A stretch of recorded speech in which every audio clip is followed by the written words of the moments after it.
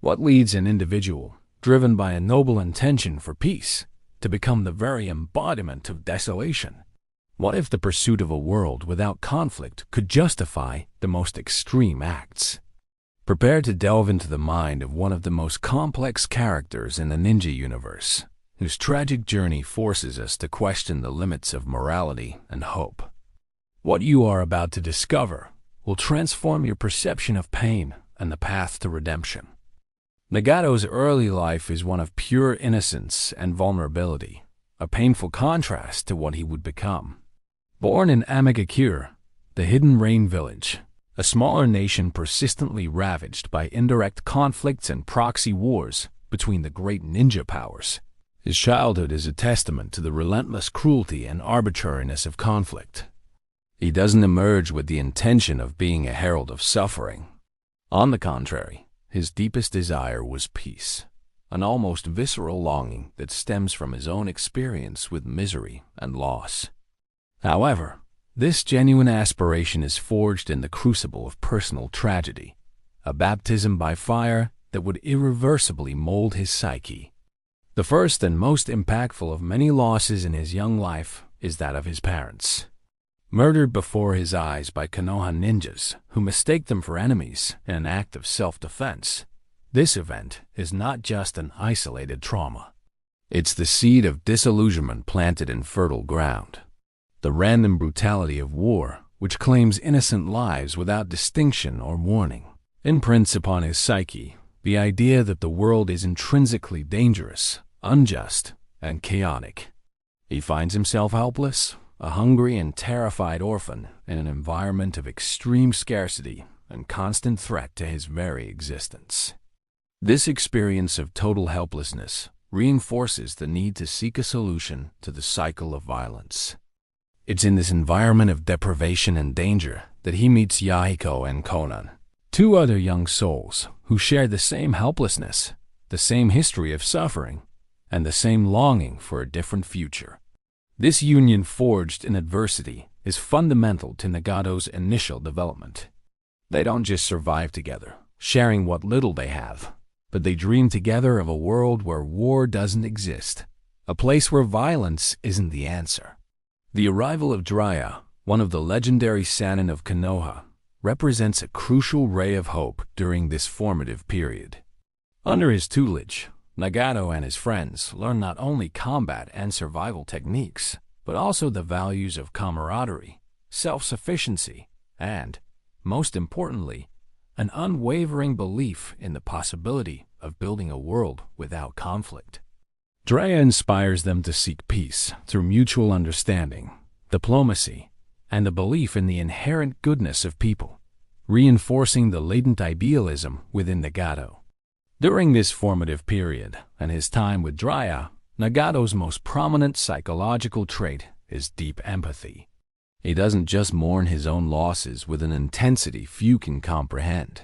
He absorbs and feels the suffering of those around him. His ability to sense the pain of others is almost supernatural, intensified by his possession of the Rinnegan, which, though inactive and latent in his childhood, already set him apart. His desire to protect his friends, to alleviate Amagakure's burden, and to build a more harmonious and conflict-free future is the driving force behind all his actions and decisions. He is, essentially, a convicted idealist, someone who fervently believes in humanity's capacity to overcome adversity and coexist peacefully.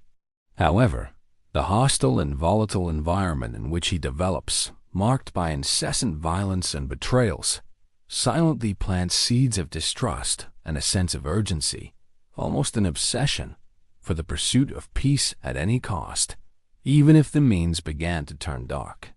But there was something no one saw coming. The intrinsic fragility of his purest ideals, the ineffectiveness of dialogue and understanding, against the relentless and treacherous harshness of the real world, which would soon force him to a painful and transformative breaking point. The turning point in Nagato's life, the cataclysmic event that irrevocably pushes him onto a path of radical transformation, is the devastating loss of Yahiko. This is not just another instance of death in a world already accustomed to it. It's an act of calculated betrayal and manipulation, orchestrated by Hanzo, the then leader of Nagato, in collusion with Danzo Shimura of Konoha.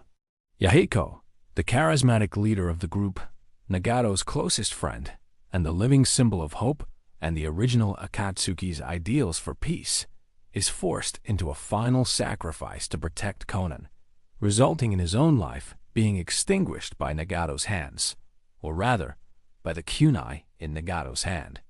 For Nagato, this was irrefutable, brutal, unquestionable, and definitive proof that his ideals of peace, through dialogue, diplomacy, and mutual understanding, were not only naive, but dangerously ineffective in the face of the intrinsic cruelty and ruthless power politics of the ninja world.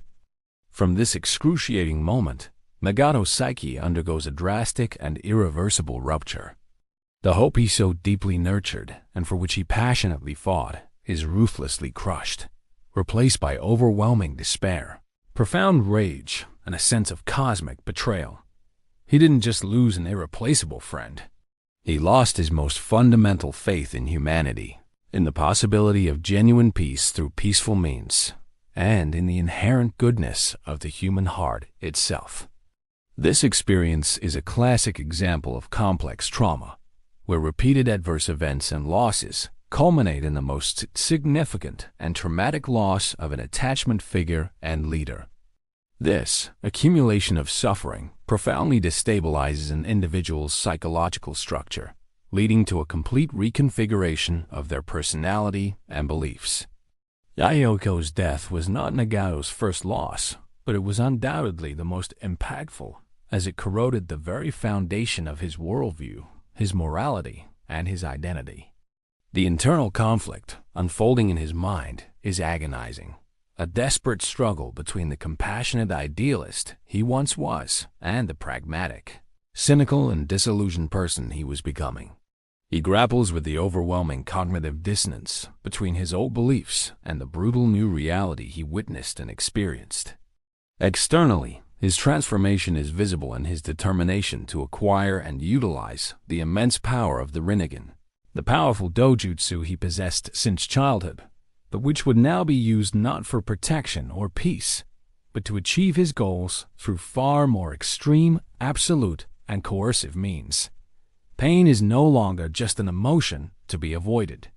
It becomes the central driving force of his existence, and he begins to rationalize that the only way to prevent further suffering in the future is through the imposition of a type of understanding that causes an equally profound and lasting impact on the entire world. From a psychological perspective, this metamorphosis can be explained by the concept of inverted social learning theory. Instead of learning positive behaviors through reinforcements and examples, Nagato learns that peace is not achieved through cooperation, empathy, and idealism, but rather through the imposition of force and the direct, unforgettable experience of suffering. It's a bitter lesson, cruelly reinforced by the betrayal and violence he witnessed and experienced. His mind, in a desperate effort to process the magnitude of loss and betrayal, begins to construct a new framework to cope with unbearable pain. The unwavering belief that pain is the only true catalyst for change and genuine understanding. He becomes convinced that only through shared pain can humanity finally value and maintain peace. And it was there that everything began to crumble. The bridge between pure compassion and calculated cruelty began to rise, brick by brick, upon the ruins of his faith and his original identity. The seed of pain germinated in Nagato's soul. With the irreversible rupture in his mind and Yahiko's death as the final catalyst, Nagato doesn't succumb to emotional chaos or blind vengeance. Instead, he plunges into a grim introspection that leads him to the meticulous construction of a complex, cold, and deeply disturbing ideology. Yahiko's figure, now deceased, isn't merely privately mourned. He's instrumentalized and elevated to an almost mythological status to give life and legitimacy to the path of pain. This culminates in the creation of the 6 paths of pain, where each reanimated body, manipulated by Nagato from a distance through chakra receivers, represents a facet of his new credo and a physical manifestation of his immense power and distorted philosophy. The phrase, "those who do not know pain cannot comprehend true peace," isn't just a slogan for him. It becomes the central mantra of his existence and the justification for all his future actions. This isn't disorganized or impulsive madness, but rather a logical, cold, and systematic construction, born from his deepest trauma and his desperate search for a solution to the world's suffering. His new way of thinking manifests in calculated and far-reaching actions, the reformulation of the Akatsuki, transforming it from an idealistic group into a dark and powerful organization with a global objective. This objective, first and foremost, is the collection of the tailed beasts to create a massive and terrifying weapon, capable of imposing peace through fear and destruction. With each step, from the relentless pursuit of Jinchuriki to, eventually, the massive attack on Konoha, Nagato demonstrates strategic coldness and unwavering determination. His speeches aren't mere threats. They are philosophical declarations that expose his view of a world that, in his conception, needs to be cured through forced and violent understanding. He brings the audience into his mind by articulating that pain is an essential pedagogical tool, a cruel but necessary means for humanity to comprehend the devastating consequences of its own conflicts and, thus, avoid new wars. He sees himself not as a murderer, but as a stern teacher, a cosmic surgeon who must perform a painful operation to save the patient. To understand this mind that seems to operate outside conventional moral standards, we can use the analogy of trauma logic.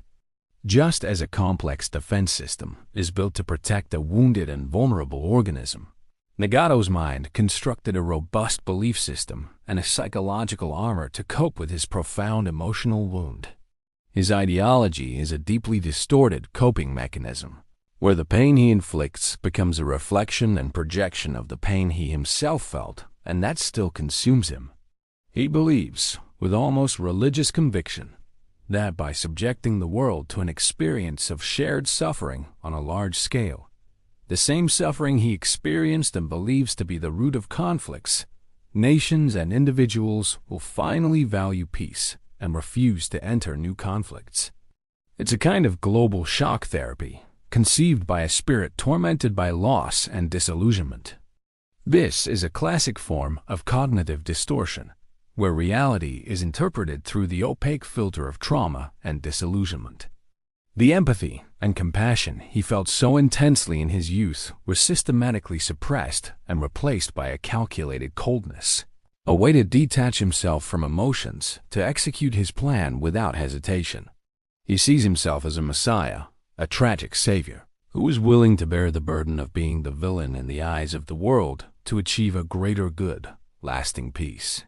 The tragic irony is that while he inflicts seemingly remorse-free suffering through his pain bodies, his soul, the essence of Nagato, still weeps inside, trapped in a cycle of unresolved disillusionment and pain. The darkness didn't consume him entirely. It merely redefined him, channeling his internal pain into a destructive and pedagogical force he believed was the only way. But the true monster was still dormant. The seed of mass destruction was about to germinate, taking his distorted ideals to their most terrifying peak and bringing the world to the brink of the abyss. The act of transgression that marks Nagato's point of no return is the massive and annihilating attack on Konoha, the Hidden Leaf Village. This event is not merely a battle or a tactical confrontation. It is, in essence, a demonstration of absolute power and the cold, deliberate execution of his ideology on its grandest and most devastating scale. The use of Shinra Tensei, a divine technique that obliterates the village in seconds, transforming it into a gigantic smoking crater, is not an act of blind rage or personal vengeance. It is rather a cold and precise calculation to impose his pedagogical pain on the world. Konoha, being one of the greatest ninja powers and one of the most prominent symbols of power and a history of conflicts, is the perfect stage for his definitive demonstration that peace, from his point of view, could only be achieved through the experience of extreme suffering. It is a moment when Nagato's worldview, already distorted by trauma, completely solidifies. He no longer seeks to convince through reason or persuasion. He seeks to impose peace through brute force and overwhelming terror. At this stage of his journey, Nagato's morality and ethics are completely redefined and resignified under the lens of his self-imposed mission, which he views as an almost divine mandate. He doesn't see himself as a murderer. In his mind, he's a merciless surgeon who must perform a painful and necessary amputation to save the entire body, humanity, from slow and continuous self-destruction. His rationalizations are based on a utilitarian and deeply distorted logic. The temporary and intense suffering of many is now justified by the end of war for all in the future, a necessary sacrifice to achieve a greater good and lasting peace. He places himself above human judgment and moral conventions, acting as an agent of destiny, someone tasked with purifying the world and teaching it an unforgettable lesson etched in fire and blood. He not only acts devastatingly, but also challenges the viewer with a deeply disturbing moral dilemma. What if he's right? The ninja world is, in fact, an endless and vicious cycle of hatred, revenge, and conflict, where generations upon generations are sacrificed in seemingly endless wars. Paine's proposal, however brutal, inhumane, and terrifying, genuinely attempts to break this cycle. The haunting question lingers: does humanity only learn through extreme pain? This is a reflection that echoes in various philosophies and real historical events, questioning whether the end justifies the means, even if those means are devastating and cost countless innocent lives. Nagato, in his despair, believes it does. The character of Nagato represents the embodiment of a profound existential dilemma.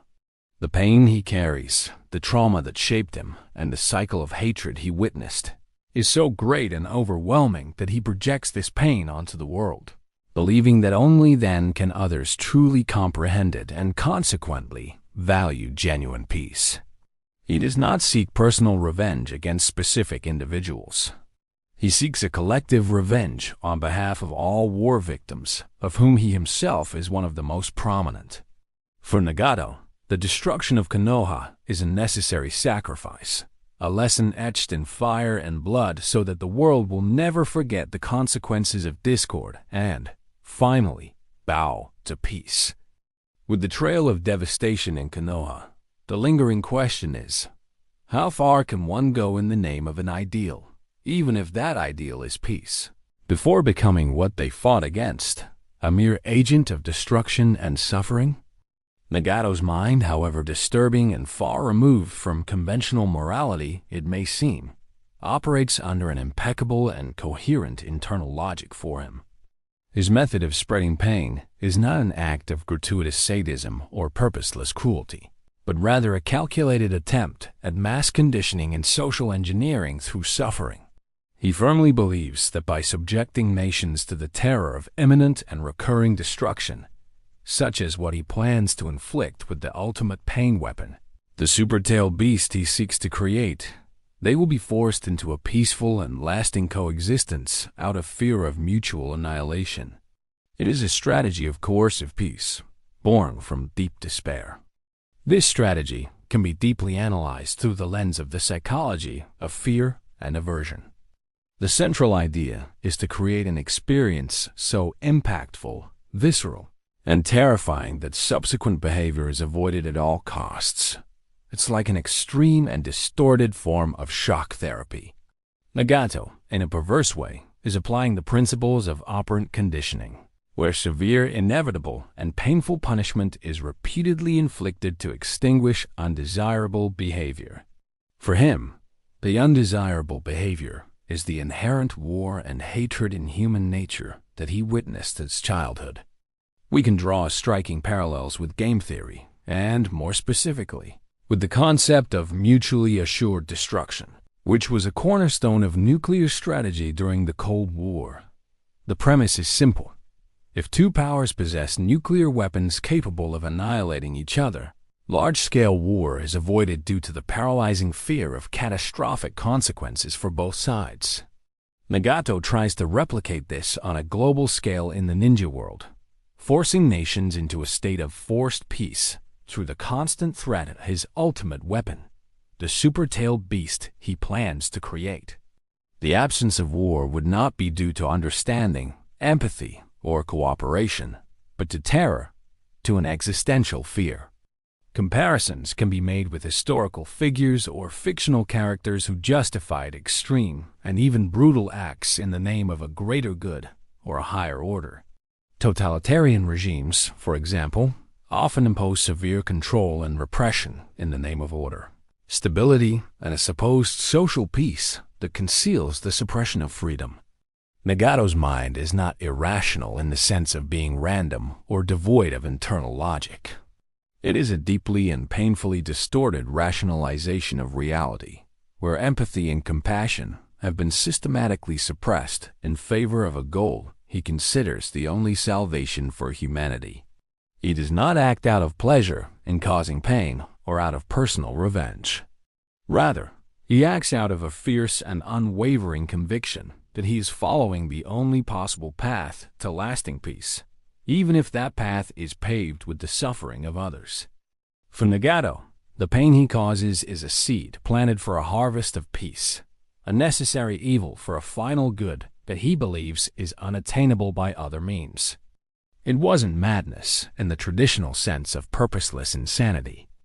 It was cold calculation, based on implacable belief that humanity would only learn through the hardest and most unforgettable of lessons: absolute pain and imminent annihilation. What remains after the devastation of Konoha and the final transformative confrontation with Naruto Uzumaki is not merely a landscape of physical ruins, but fertile ground for deep reflection on the nature of peace and war and on the cost of redemption.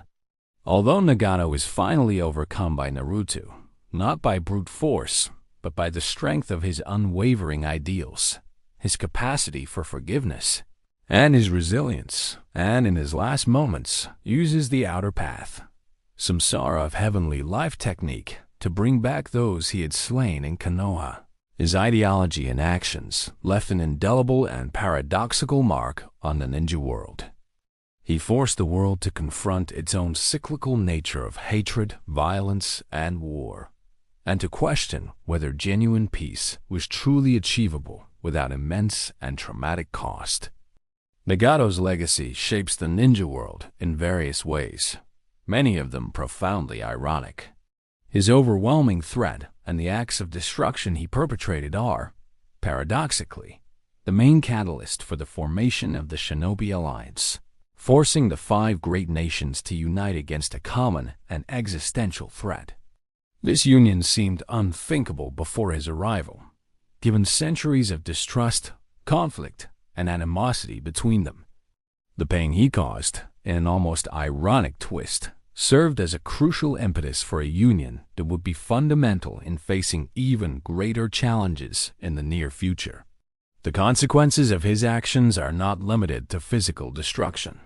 They plant the seed of a new awareness and an urgent need for cooperation between nations, demonstrating that sometimes the deepest tragedy can be the engine for positive change and unity.